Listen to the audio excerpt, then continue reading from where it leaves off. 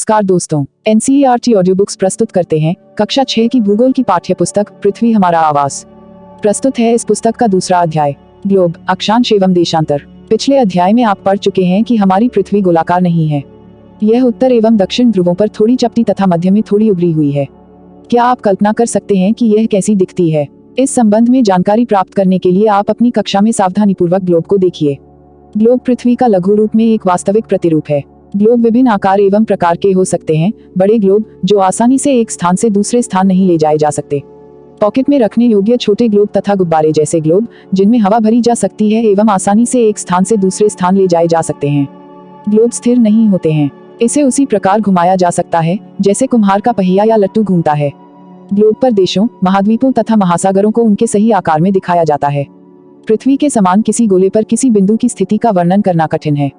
अब प्रश्न यह उठता है कि इस पर किसी स्थान की स्थिति कैसे बताई जा सकती है। इसके लिए हमें कुछ बिंदुओं एवं रेखाओं के संदर्भ की आवश्यकता होती है। आप देखेंगे कि एक सुई ग्लोब में झुकी हुई अवस्था में स्थित होती है जिसे अक्ष कहा जाता है। ग्लोब पर वे दो बिंदु जिनसे होकर सुई गुजरती है, उत्तर तथा दक्षिण ध्रुव हैं। ग्लोब को इस सुई के चारों ओर पृथ्वी की भांति पश्चिम से पूर्व की ओर घुमाया जा सकता है। लेकिन याद रखें, इन दोनों में एक अंतर है। पृथ्वी पर वास्तव में ऐसी कोई सुई नहीं होती है। यह अपने अक्ष पर चारों ओर घूमती है, जो एक काल्पनिक रेखा है। एक अन्य काल्पनिक रेखा भी ग्लोब को दो बराबर भागों में बांटती है। इसे विषुवत वृत्त कहा जाता है। पृथ्वी के उत्तर में स्थित आधे भाग को उत्तरी गोलार्ध तथा दक्षिण वाले आधे भाग को दक्षिणी गोलार्ध कहा जाता है। ये दोनों बराबर के आधे भाग होते हैं। इस प्रकार विषुवत वृत्त पृथ्वी पर एक काल्पनिक वृत्त बनाती है एवं यह पृथ्वी पर विभिन्न स्थानों की स्थिति बताने का सबसे महत्वपूर्ण संदर्भ बिंदु है। विषुवत वृत्त से ध्रुवों तक स्थित सभी समानांतर वृत्तों को अक्षांश या समानांतर रेखाएं कहा जाता है। अक्षांशों को अंश में मापा जाता है। विषुवत वृत्त 0 अंश अक्षांश को दर्शाती है। चूंकि विषुवत वृत्त से दोनों तरफ ध्रुवों के बीच की दूरी पृथ्वी के चारों ओर के वृत्त का 1/4 है, अतः इसका माप होगा 360 अंश का 1/4 यानी 90 अंश। इस प्रकार 90 अंश उत्तरी अक्षांश उत्तर ध्रुव को दर्शाता है तथा 90 अंश दक्षिणी अक्षांश दक्षिण ध्रुव को। इस प्रकार विषुवत वृत्त के उत्तर की सभी समानांतर रेखाओं को उत्तरी अक्षांश कहा जाता है तथा विषुवत वृत्त के दक्षिण स्थित सभी समानांतर रेखाओं को दक्षिणी अक्षांश कहा जाता है।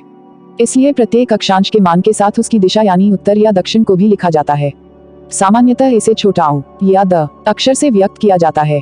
उदाहरण के लिए महाराष्ट्र में चंद्रपुर एवं ब्राजील में बेलो होरिज़ोंटे दोनों एक ही अक्षांश 20 अंश पर स्थित हैं। लेकिन चंद्रपुर विषुवत वृत्त के 20 अंश उत्तर में एवं बेलो होरिज़ोंटे विषुवत वृत्त के 20 अंश दक्षिण में स्थित है। इसलिए हम कहते हैं कि चंद्रपुर 20 डिग्री उत्तरी अक्षांश पर तथा बेलो होरिज़ोंटे 20 डिग्री दक्षिणी अक्षांश पर स्थित है। जैसे जैसे हम विषुवत वृत्त से दूर जाते हैं, अक्षांशों का आकार घटता जाता है। महत्वपूर्ण अक्षांश या समानांतर रेखाएं। विषुवत वृत्त 0 डिग्री, उत्तर ध्रुव 90 डिग्री उत्तरी तथा दक्षिण ध्रुव 90 डिग्री दक्षिणी के अतिरिक्त 4 महत्वपूर्ण अक्षांश या समानांतर रेखाएं और भी हैं। ये हैं: पहला, उत्तरी गोलार्ध में कर्क रेखा 23.5 डिग्री उत्तरी। दूसरा, दक्षिणी गोलार्ध में मकर रेखा 23.5 डिग्री दक्षिणी।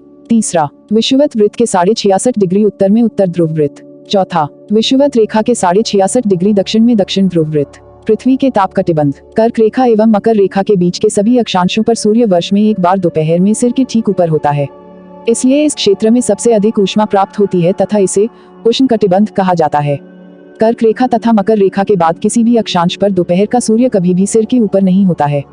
ध्रुव की तरफ सूर्य की किरणें तिरछी होती जाती हैं। इस प्रकार उत्तरी गोलार्ध में कर्क रेखा एवं उत्तर ध्रुव वृत्त तथा दक्षिणी गोलार्ध में मकर रेखा एवं दक्षिण ध्रुव वृत्त के बीच वाले क्षेत्र का तापमान मध्यम रहता है। इसलिए इन्हें शीतोष्ण कटिबंध कहा जाता है। उत्तरी गोलार्ध में उत्तर ध्रुव वृत्त एवं उत्तरी ध्रुव तथा दक्षिणी गोलार्ध में दक्षिण ध्रुव वृत्त एवं दक्षिणी ध्रुव के बीच के क्षेत्र में ठंड बहुत होती है, क्योंकि यहाँ सूर्य क्षितिज से ज्यादा ऊपर नहीं आ पाता है। इसलिए ये शीत कटिबंध कहलाते हैं। देशांतर क्या है? किसी स्थान की स्थिति को बताने के लिए उस स्थान के अक्षांश के अतिरिक्त कुछ और जानकारियों की आवश्यकता भी होती है। आप देख सकते हैं कि प्रशांत महासागर में स्थित टुंगा द्वीप और हिंद महासागर में स्थित मॉरिशस द्वीप एक ही अक्षांश 20 डिग्री दक्षिण पर स्थित हैं। उनकी सही स्थिति जानने के लिए यह पता करना होगा कि उत्तर ध्रुव को दक्षिण ध्रुव से जोड़ने वाली संदर्भ रेखा से पूर्व या पश्चिम की ओर इन स्थानों की दूरी कितनी है। इन संदर्भ रेखाओं को देशांतरीय याम्योत्तर कहते हैं तथा उनके बीच की दूरी को देशांतर के अंशों में मापा जाता है। प्रत्येक अंश को मिनट में तथा मिनट को सेकंड में विभाजित किया जाता है। ये अर्धवृत्त है तथा उनके बीच की दूरी ध्रुवों की तरफ बढ़ने पर घटती जाती है एवं ध्रुवों पर 0 हो जाती है, जहां सभी देशांतरीय याम्योत्तर आपस में मिलती हैं। अक्षांश रेखाओं से भिन्न सभी देशांतरीय याम्योत्तरों की लंबाई समान होती है, इसलिए इन्हें सिर्फ मुख्य संख्याओं में व्यक्त करना कठिन था। तब सभी देशों ने निश्चय किया कि ग्रीनविच, जहां ब्रिटिश राजकीय वेधशाला स्थित है, से गुजारने वाली याम्योत्तर से पूर्व और पश्चिम की ओर गिनती शुरू की जाए। इस याम्योत्तर को प्रमुख याम्योत्तर कहते हैं। इसका मान 0 डिग्री देशांतर है तथा यहाँ से हम 180 डिग्री पूर्व या 180 डिग्री पश्चिम तक गणना करते हैं।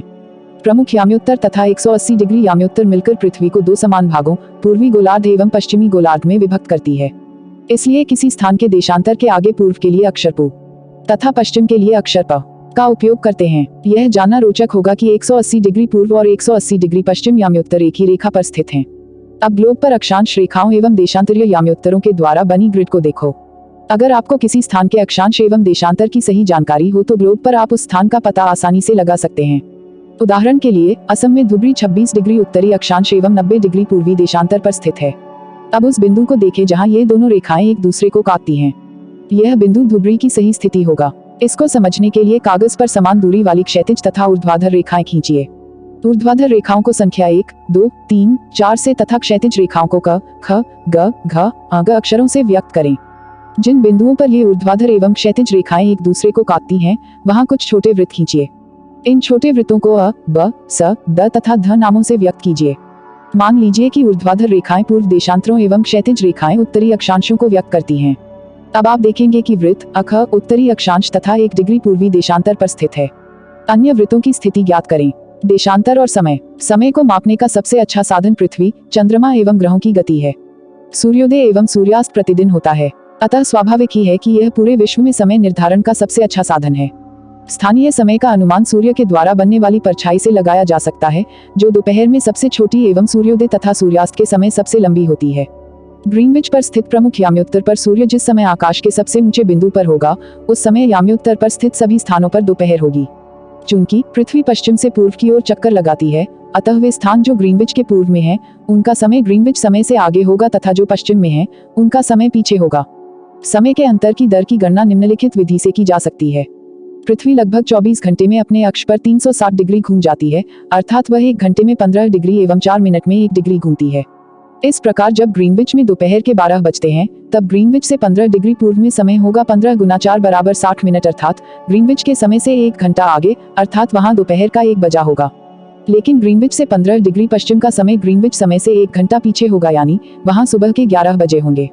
इसी प्रकार जब ग्रीनविच पर दोपहर के 12 बजे होंगे, उस समय 180 डिग्री पर मध्य रात्रि होगी। किसी भी स्थान पर जब सूर्य आकाश में अपने उच्चतम बिंदु पर होता है, दोपहर में उस समय घड़ी में दिन के 12 बजते हैं। इस प्रकार घड़ी के द्वारा दिखाया गया समय उस स्थान का स्थानीय समय होगा। आप देख सकते हैं कि दिए गए देशांतरीय याम्योत्तर पर सभी स्थानों का स्थानीय समय समान है।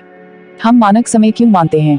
अलग अलग याम्योत्तर पर स्थित स्थानों के स्थानीय समय में अंतर होता है। उदाहरण के लिए, बहुत से देशांतरों से होकर गुजरने वाली रेलगाड़ियों के लिए समय सारणी तैयार करना कठिन होगा।